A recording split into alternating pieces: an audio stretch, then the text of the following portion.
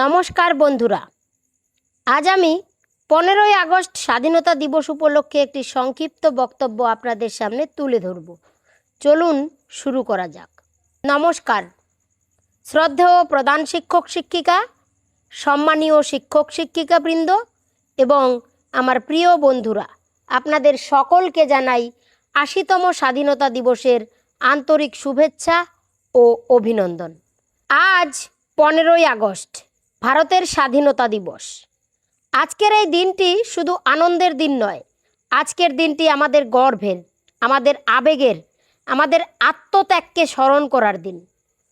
অনেক বছর আগে আমাদের দেশ ছিল পরাধীন। স্বাধীনতার জন্য অসংখ্য মানুষ তাদের সুখ, স্বপ্ন, এমনকি নিজেদের জীবন পর্যন্ত উৎসর্গ করেছিলেন।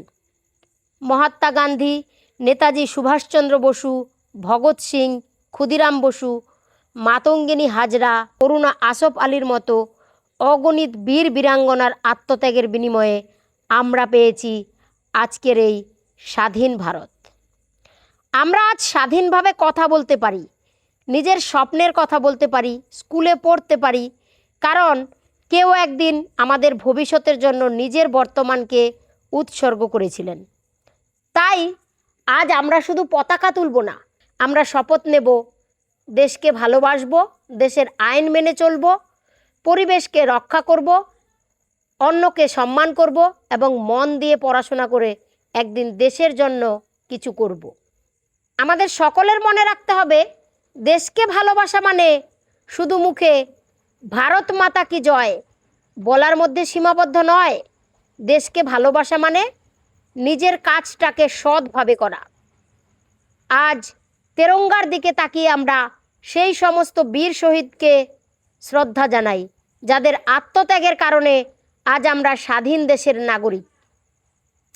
শেষে শুধু একটাই কথা বলতে চাই, আমরা ছোট হতে পারি, কিন্তু আমাদের স্বপ্ন ছোট নয়।